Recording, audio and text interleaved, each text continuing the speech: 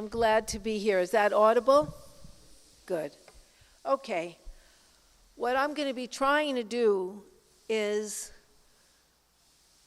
question which would be more efficient as an economic organization of society, whether it's organized into worker co-ops or organized into corporations that we have now.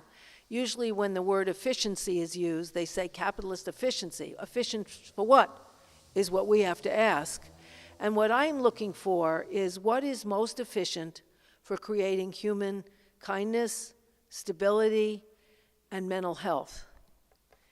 If you look at mental health, you could look at it as a four-legged table, with each leg being important.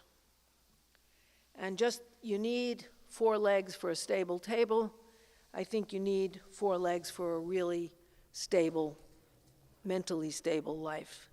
The first leg would be intimate connection, somebody with whom you're very, very close. It could be a lover or a partner or a very close friend or a close family member or members. You could have that leg of crucial connection without any social connection, but it's an important part of the table. A second leg of the table of mental well-being is a friendly connection with a wider circle, whether it's neighbors or colleagues at work. And here too you can feel those connections without being connected to any wider social concern. The third leg is participation in a group where you share a common activity, and that could be a bowling league or a basketball league or a PTA or a political group such as the Bernie Sanders or Clinton or even Trump campaign or even the Klan, where you share a set of values and programs. And here you may really identify with a leader and consider anyone opposing him or her as an enemy who's morally wrong and inferior rather than merely different from you. That's a sort of Trump's idea, that anybody who isn't with him is actually an enemy, and anybody who is with him, no matter how questionable, is actually a friend. The fourth leg of the table of mental health and stability is a wider connection, where you feel connected to the world, you feel like you're a person among the people in the world, you have a level of wider concern, you think about yourself as part of humanity. And this perspective doesn't think of people with different views as evil, it doesn't see difference as hierarchy, but it sees difference as difference. That no matter who you are, you share a common humanity. Arlie Hochschild's new book, Strangers in Their Own Land, which is about fundamentalist adherence to Donald Trump, sees these people with enormous compassion, even though they're living in a total disaster created by chemical corporations, but they still hate the government. And she knows that they're people, and that is a perspective that's very important as the fourth leg of the table. We have to ask and answer the question of what are the effects of living in a society based on a cooperative economy versus a capitalist one. Under which economic organization would people be most connected to all 4 legs of a table of mental health? Which would be most efficient, I have water here, good, to accomplish that goal of healthy, mentally healthy citizens, connected in wider and wider circles? One in which decisions are made and income is distributed to the owner or a wealthy board of directors who represent the profits of the owner, or one in which people decide where to put the income they've generated and how to plan their lives, how to invest in their work and have the control over their own livelihoods. So they're representing themselves. Another way of phrasing the question of which is better is to look at a concept called ontological security. Ontological security is the right to be. It's the right to kind of say yes to your own life, where the society, starting with your parents on, says yes to you. You are important. You have a contribution. You are valued. You are here with us and are welcome.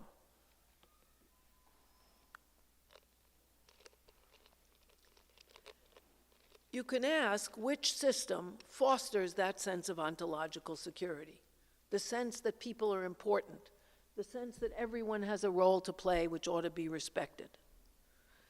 And you'd have to ask, if those are your values, if that's what's important to you, you'd have to ask which system is better. Now, from the time that we are born, humans, we are the most dependent mammals.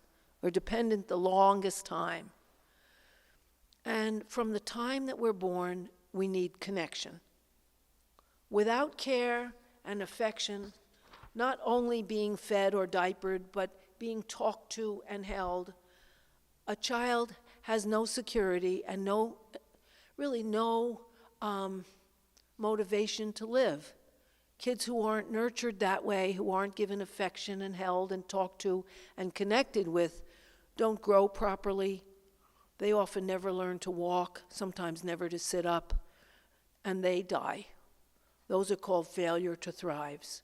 And they found that out because at the end of World War II, there were thousands of orphans, if not hundreds of thousands, who were warehoused in big orphanages where someone stuck a bottle in their mouth and they were diapered, but they didn't grow, they didn't develop, and a lot of them just died. They were called failures to thrive. And the same thing happened in Ceausescu's Romania, because he didn't believe that anyone would ever be allowed to have an abortion, so people had their babies and gave them up to the state that provided that same kind of indifferent care with the same results of thousands of children failing to thrive. So that we have to understand that we need connection from birth on. We are people who need connection, because all people need connection. The opposite of ontological security, the right to be and feel okay, is chaotic nonentity, where you just kind of dissolve, you don't feel any connection with anyone, you feel lost, you feel desperate. And I think the United States, among all the 24 wealthy countries in the world, suffers most from this ailment. I think one of the most ultimate symptoms of chaotic nonentity, sorry for that, is random shootings. You have to be completely disconnected to go into a public place and pick people off with no thought for them and no care about them. The United States is the overwhelming leader in mass shootings. In the month of September, where I've been counting, there have been 40 mass shootings. That means shooting at 4 or more people who one doesn't even know. And 204 people have been wounded or killed in these shootings. Of course, that's a lot more than Al-Qaeda, but the government is not putting much attention on it, except headlines and then a repetition. No other wealthy nation came even close. While we have had 40 mass shootings in the last month, 1 month, among the other wealthy countries, for example, England, France, the Netherlands, Belgium, Slovenia, and Norway have had 1 mass shooting in the last 4 years. Denmark, Switzerland, and Finland has had 2 in the last 4 years. Germany has had 3 in the last 4 years. We are the world leaders in this respect. so that more than one a day, something's really wrong. So when we look at it, we think, why? First place, all the people who have done these mass shootings are men. All of them have either lost a job, which meant a connection with other people, or lost a relationship very recently. Because for a lot of men who are brought up with shame about their needs for other people, they put all their need into their sex life, because sex is, you're allowed to need, men are allowed to need sex within the male stereotype. And so when your two forms of identification, your job and your woman, walk out, you can dissolve. Another reason that we are the ultimate world leaders is that we do not do anything to help, not anything, we do the least to help parents with vulnerable children, to help them connect, to help them have time to bond, to help them make the kind of close connections that every child needs. For example, we have no paid maternity leave. We are one of 4 nations that have no paid maternity or paternity leave. And the other 3 nations are Somalia, Swaziland, and Papua New Guinea. So they're nowhere in our league of wealth or sophistication. We also don't have any paid vacations. We have the least paid vacation, which is a time when people can bond, can take time with their children, can relax, can have the conversations that allow a relationship to exist. And we also are alone among the advanced, wealthier nations, the 24, in that we don't have quality public health care available. So people don't have that sense of support by the system. According to the UN statistics in their 2015 report on children, the quality of child well-being in the United States is the lowest of all 24 wealthier nations of the world. We have the worst child poverty, and child poverty means you don't have, 1 in 5 don't have enough to eat. They call it food scarcity. It's hunger. The poorest Americans are children under 5. It means you're deprived. It means you don't get what you need, and you don't know why. And it's because kids are egocentric, they think it's because they're just not good enough. Also, parents of young children, since they're not supportive, are alone, and they have so little help and so many pressures and frustrations that is it a wonder that we also are the leaders of the wealthy industrialized world in child death and child abuse. For every spike in the unemployment, there's an equivalent spike in the number of children with shaken baby syndrome in the emergency rooms of America. That means that a frustrated parent is shaking the kid so hard that their brains turn to jelly, and they could get away with just being blind, or they could be killed. So we have, nothing predicts child abuse better than poverty and disconnection from basic support. So children are at a huge disadvantage in our capitalism. Of course, it's not just money, it's the social connection that money can buy. It's the stability money can buy. Marriage stability is the highest. In fact, there's a quantum leap. People with money have much more marital stability than people without money, because people with marital stability are the ones who can get takeout food after a long day. They can afford nannies. If things get rough, they can go to a couples counselor. They can go to their personal counselor. They can have the kid go to camp in the summer. There's a total difference in the kind of pressure on a parent who has money or who doesn't.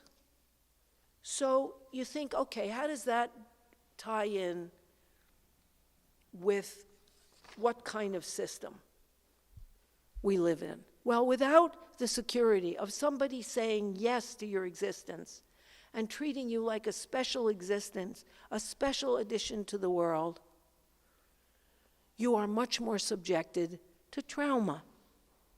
You're much more subjected to rage, to violence, to frustration. And there's a fellow named Marty Smith who has developed this magnificently. What happens with trauma is that when a child is traumatized, when a child is hit, when a child is watching their parents in a physical fight, when a child is lying there alone because their single mother went out because she needed a break and they cry and there's nobody there, there's a natural thing that happens. The brain releases a cocktail of uppers, downers, and painkillers, which help the child leave the premises and dissociate and not know what's happening. The similar phenomenon physically is when you're in shock because you've been badly hurt. Your body goes into a coma and it closes the system down in order to save the system of the body. Well, the mind does the same thing. You can't afford, if you're a child, to understand that your sole caregivers who ensure your survival are out of control and endangering your survival. Kids can't deal with that. They go offline. The natural cocktail that is released in trauma floods them, and they are no longer there. Later on, people who really aren't there because they've had to hide from themselves and the truth of what they went through keeps coming up, but they keep putting it down, kind of like going 90 miles an hour up the spinal cord with the brakes on, because I can't bear to realize that, have to keep down their realizations. They have to do something so they don't have to know what's going on. This is only exaggerated and made worse by the fact that the society doesn't care either. And you have to face that the opportunities that would make you feel hopeful and cared for aren't there socially either. And neither are the after-school programs and the encouraging teachers and the whole raft of things that a child needs. And that's probably why the United States has a huge opium addiction problem. Opioids are huge everywhere. People need to keep them, people when they've had trauma need to enhance the ability to get offline by finding a drug that helps with that. And opium and opioids and heroin is the most popular drug that does take you out of that idea that you are alone, that you are abandoned, and keeps the biochemical cocktail that your brain is trying to make going. We're 5% of the world's population in the US. We consume 80% of the world's opioids, heroin and, other offline drugs, painkillers, and so on. ODs are now, that's overdoses, are the most frequent cause of accidental death, more than car accidents or anything else. That's huge. That's a huge problem. We are the least socially connected people of all the Western industrialized nations. We are the most lonely. 1 in 4 people in the United States has no one to talk to, even in the time of a most acute emotional emergency. And the people who are either opium addicts, heroin addicts, don't have anyone to talk to. They need to go away. In addition, the United States, which used to be a place of connection and joining, people are disconnected more than in any other of the wealthier nations. The United States has fewer people connected in any way to any organization, whether it's a bowling league, a PTA, a political campaign, a social issue, than were in bowling leagues alone in 1970. That's a very lonely, disconnected people watching their televisions and eating Cheetos and Fritos and Doritos advertised on television. So that we are the loneliest people. And we are lonely in part because we're abandoned by our society that largely doesn't care about us, doesn't give us jobs, it doesn't give us hope, it doesn't give us basic support with our children. If you're a single mother in Sweden, you make 98% of what a man makes and you get priority in housing after school. Even in France, which is a very mixed country, unlike Sweden, you have 100% of 3-year-olds in child care center, which is free, and pre-3-year-old child care is $1 an hour with a master's degree teacher and an associate's degree teacher and a nurse available, and a sick room if you have to go to work and your kid is sick, so they're not left alone when they're sick.